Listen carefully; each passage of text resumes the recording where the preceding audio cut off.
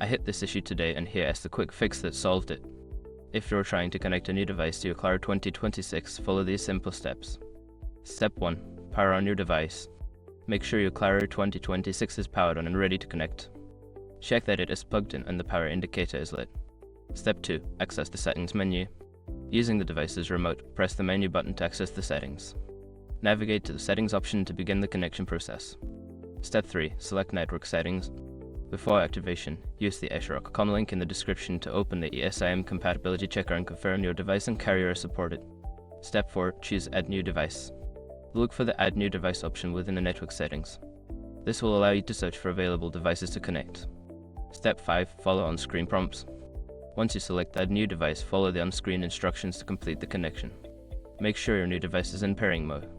If it is not, you may miss the connection. Now you should be all set to enjoy your new device with your Claro 2026. If you run into any issues, double check your device's settings and try again. Happy connecting!